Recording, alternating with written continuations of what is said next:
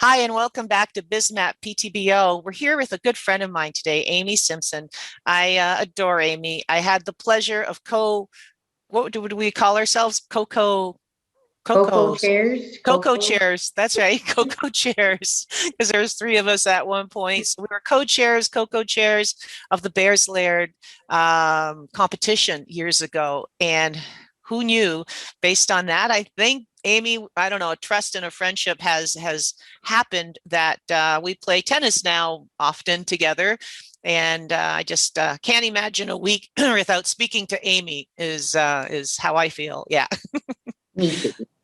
Thanks, Amy. So she's here to talk about a couple things. So today, so Amy, welcome. Thank you. Oh, and Amy, you got a big award, a big honor, an achievement, the Junior Achievement Business Hall of Fame. Congratulations. Yeah, it was pretty special. I was very honored, and there was 8 other people inducted, and I'm just Blown like, away. I'm so yeah, proud of you. Well, very you give nice. back. I mean, every time you turn around, Microage is giving back to the community, to the business people, to so many different causes. So I thank you for taking the time for today as well. So tell us a little bit about your company. I know you've expanded locations as well. You've staff changes. What's been going on at Yeah, Microage? it's been an interesting time through COVID. But I guess I'll just backtrack for a second. So we provide IT support to businesses. So everything from Office 365 to servers, things in the cloud, security, that's kind of our reason for being. And we did open up a location in Whitby in August 2019. So we had 5 months pre-COVID. So that was interesting. Just the fact that we rented and leased some space and there's no one in it. Oh, geez, yeah. So that, and I signed a 3-year agreement and I can't get out of it. So that's fine. Yeah. These things happen and no one could have predicted this pandemic. Even though we are an essential service, our business was impacted. People were not doing what they normally would do on a given year. So we were able to utilize some of the government support for a little bit because our revenue did go down. But luckily, nobody's jobs changed. Everyone stayed employed. Oh, You know, that's, congratulations. yeah, that's why I use the government benefits. That's what they're for. Yeah, So yeah. everyone stayed whole, which was fantastic. And I guess COVID, the things that we do differently now, we had to adjust the business because we do a lot of remote work anyway, but there is still an on-site component. So right at the height of COVID, we had to contact every single customer, find out their protocols, see if they matched our protocols. Technicians had to be, we would ask them, are you comfortable going to this site? Because Yeah, it really yeah. is a personal thing. Some people were pretty freaked out and should be when all this went down, right? And Amy's going to talk to us about cyber security and how it's evolved and what businesses need to know going forward for cyber security. Amy, please fill us in. Thank you so much, Sophie. I guess in recent times, especially with COVID, it's brought more businesses and more people onto the internet in general with more access points. So unfortunately, this has become the time of their lives for the cyber criminals because there's a lot more stuff going on remotely, and it's really been a problem. Both Canada now has a fully developed Center for Cybersecurity, which has a wealth of good information for businesses and humans alike. And as in the States, there's been some huge things happening lately, which I'm sure everyone's heard about. National defense is involved. They were attacking their food production, oil production. I'm not going to get into that because that's kind of a very different conversation. Mm-hmm. But for normal businesses, in that speech from the U.S.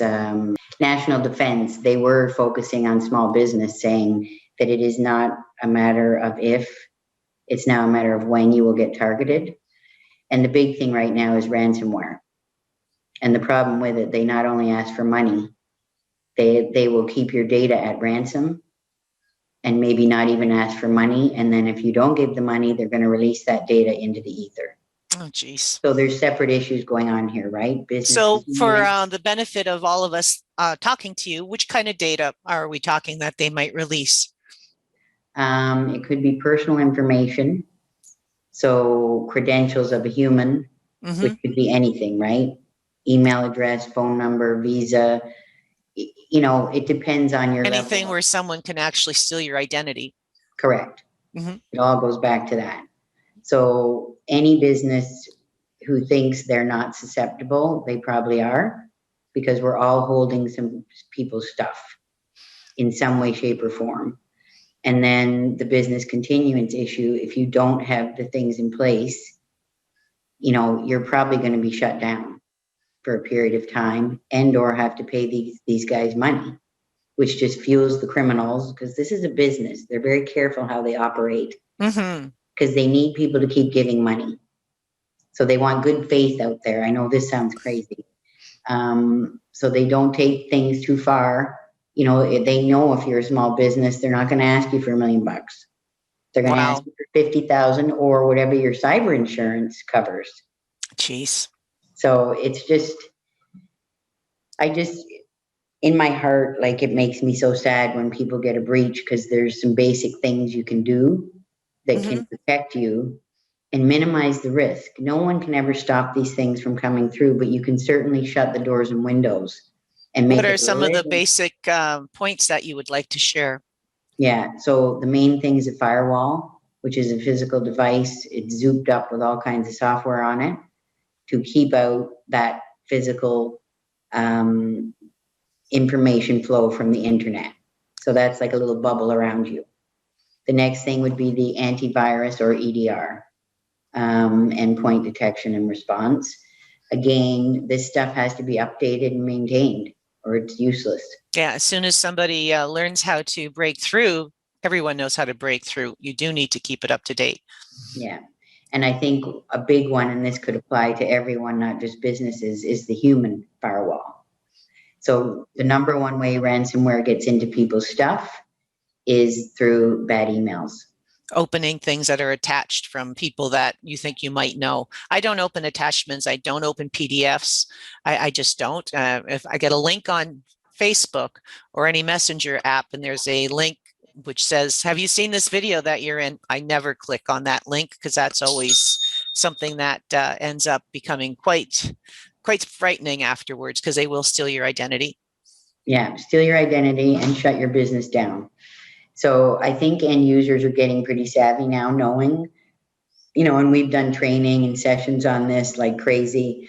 There's software you can get that puts the training on there on a continuous basis and fakes people out, you know.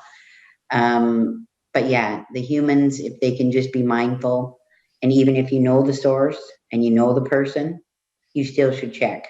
Yeah, just call them or email Just them call to them see. and say, is this really you? Because that is still the number one cause, 90%. The other Wow. 10% is coming through bad infrastructure and bad best practices. The other thing I would suggest, if people could just have a good backup, and your backup cannot be in the same place as the data source. If you have your backup on the same device and it gets ransomware, that ransom will go into your backup. The backup is automated. Yeah, so don't have like two files on the same hard drive. You need to have a separate hard drive that you kick in and Correct. put all your backup into, or the cloud, or those kind of services. Yeah. And then it goes into retention. Because if you have a backup happening daily and it's overwriting the previous backup, the same thing's going to happen. Oh, you're going to end up backing up the bad stuff. Right. So you have to have a retention schedule that allows you to keep things for a certain amount of time. You're still backing up daily or whatever you want, but there has to be one backup from a previous time period. So if all this gets ruined, you can always go back to that other one and start over. Well, that makes total sense. So basically, I've got my files and I'm backing them up as I always do, and I thought it was perfect. But what you're saying is I'm going to take that Bismap file and drag it from my computer over to my backup file, and if I have something corrupt in there, there goes all my episodes out the Yeah. window. Yeah. So there's Jeez. a lot of complexity to things now, and I understand how it's hard for us mortals. You know what I mean? Because it's so complicated. I can see why people get into trouble. Yeah, yeah. But if you own a business, you really need to make IT part of your DNA of your business, because it's not just for anybody anymore. It's getting more and more complex. You got to go and get professional people, put it in Well, your budget, yeah. take it seriously. It's not a reactive thing anymore. You got to And we're have more and things. more dependent on it. When we talk about in our episodes how customer service has changed, people are looking for quick responses, messaging systems through your website or through your social media, and all of that data then is stored as to what you talked about, who they are, kind of equipment you've got on their location. All of that would be out there if someone broke in. Yeah, it's scary. And then another basic thing a business can do, or a home user, is on your computer, there's updates happening all the time, with the operating system or any device for that matter. And tons of people never want to do them, Mm. right? Because They it's a pain frighten in the me. I'm butt. always scared if I do an update Yeah, an update on something that my new version's not going to work. So absolutely, it's scary to do an update because things are working great right now. Why do I want to do the update? yeah. But you can, I don't know all the technical nuances of it, but you can go in there and set it so that it only does security updates Hmm. and not all the other gunk. Because maybe you don't want that gunk, but you need to get the security updates. We have a managed service that looks after all that for clients, so they don't have to worry about that. But Nice. if you don't have a service like that, at least go in, put the updates on, and tick off the relevant ones that are to security, and it shouldn't affect any of your programs. Oh, perfect. I should do that. Thank you. So is there anything else you'd want to you've given tips all the way through, and I really appreciate that. Is there anything you want to leave us with? No, I think just be safe out there. And, these are, I don't want to say lethal weapons, but your computer has a lot of stuff in it that if it got out there, it could affect you in some way, So negative. what I would suggest to people is to give your office a call to say, this is how big my company is, and this is how I use my computer. This is where my e-transactions are happening. This is where my e-commerce is happening. This is where I keep my database. So that you need to know a few things, I would imagine, and then Yeah. you would probably ask more questions, and then you're able to let them know if you can help them or not. Yeah, because and we also have assessments. It's a paid service, but that gives people peace of mind. So at least then the business can Oh, say, oh, that's nice. So a security hole assessment kind of thing where I could pay to see if I have any holes. yeah, a whole environment. So we'll Oh, tell you lovely. your servers are too old, your desktops, like just a whole assessment of your whole place. Oh, that's smart. That is really smart. I do digital marketing audits all the time to help people understand how they compare to their competitors, but I've never actually done an audit of my own computers to see. I don't know if that hard drive, for example, that I'm dependent on is about to die, and I don't know, like if, yeah, that's an excellent idea. I use so many cloud apps. I have no idea if they're all about to go belly up. Not good. Yeah. So it's good insight for a business owner, because they probably have these fears, but they just don't know what to do about them. And that I would think you assessment. want to do this assessment on a regular basis. Another thing you probably want to budget as a business owner. Would you Yeah. say annually? Well, if you go onto a managed service program, I would say It's part no, of it. because Yeah. it kind of just all flows. But yeah, if you don't want to do that, sure, check it yearly or whatever, Yeah. Yeah. see Okay. how you're doing and get a You read know on what my things. next call is going to be. I need an assessment, Amy. Okay, perfect. Help Well, me. help. Well, I recommend that if you need help for your business, give Amy and her team a call, whether it's cybersecurity, whether it's managed solutions, whether it's just making sure that you as a human are trained well to not let all those cyber criminals in. Thank you very much, Amy, and we'll see you soon. You're so welcome. Thank you, Sophie.